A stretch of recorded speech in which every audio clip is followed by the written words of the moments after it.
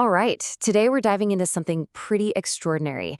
We've managed to get our hands on an internal, non-public document that outlines a plan so ambitious, it's not just about reshaping global health, it's about reshaping the future of humanity itself.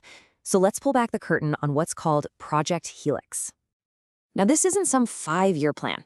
We are talking about a 75-year vision. The goal, nothing less than a complete revolution in healthcare that eventually leads to a fundamental transformation of, well, us, the human species. It's an absolutely staggering ambition. So let's break down how they plan to pull it off.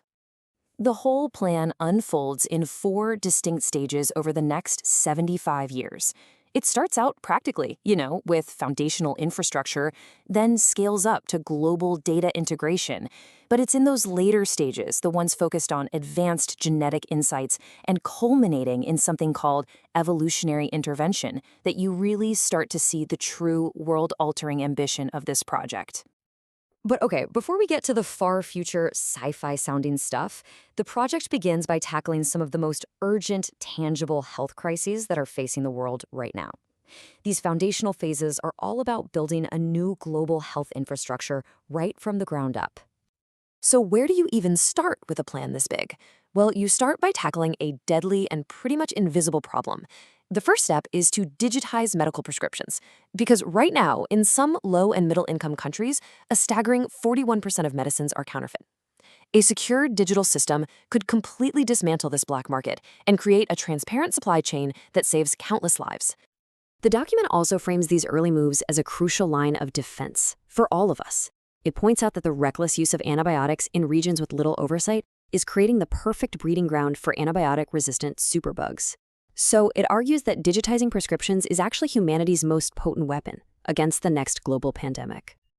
And you can totally see the logic here, right? Each phase is like a building block for the next one. You digitize prescriptions in phase 2, which creates the basic framework. Then you expand it by digitizing all health records in phase 3. And finally, phase 4 completes this foundation by rolling out a powerful AI for doctors, creating a single, integrated digital backbone for global healthcare. So let's talk about that AI, because Project Helix doesn't just propose using artificial intelligence, it argues for a complete rethinking of how AI should even work in medicine.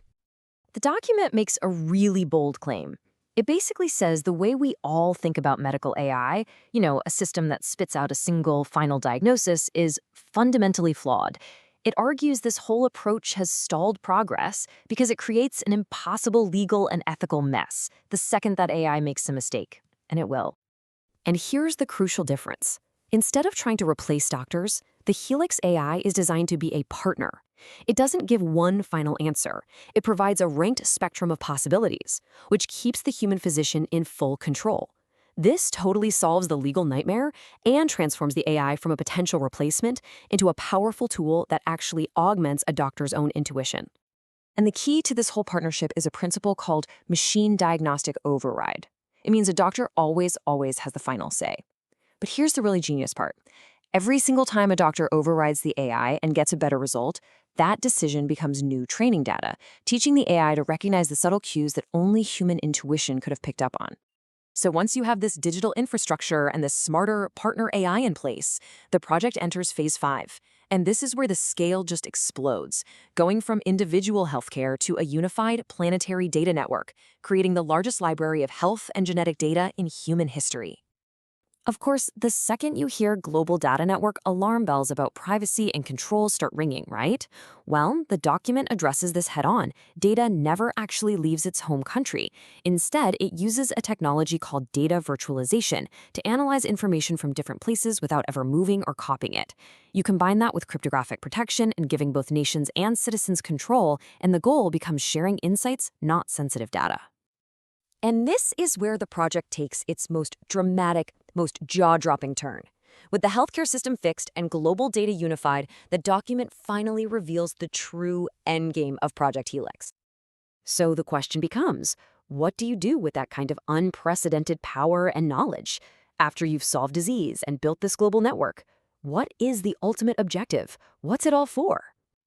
The document calls the final optional phase P6, get ready for this, winning the 400 million-year-old war called life in evolution. Yeah, This is the point where Project Helix transitions from healing humanity to actively guiding its evolution. Phase 6 proposes using technology like CRISPR to create the world's first legally genetically engineered human beings. The document even lists specific goals: enhancing our endurance, extending our longevity, heightening our immunity, and increasing intelligence, just to name a few. And it goes even further than that, stating that this phase will ultimately make, and I'm quoting here, traditional sexual reproduction an outdated concept, with babies being created in artificial birthing chambers to accelerate human evolution. Now, why propose something so incredibly radical? The document provides a justification. It argues that our current biology is just not suited for interplanetary travel, and that declining birth rates here on Earth are a threat to our long-term survival. So, artificial gestation and genetic enhancement are presented as evolutionary necessities. So, here we have this incredible world-altering plan. But who is it for? And is this what's actually being proposed to the public? Well, the final section of the document reveals the most crucial context of all. And this is the absolute key. The document explicitly states that this is an internal, non-public vision, a guiding North Star meant only for a close technocratic circle.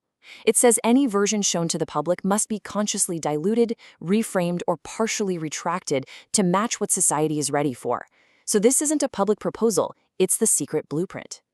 Which leaves us with a pretty profound final thought.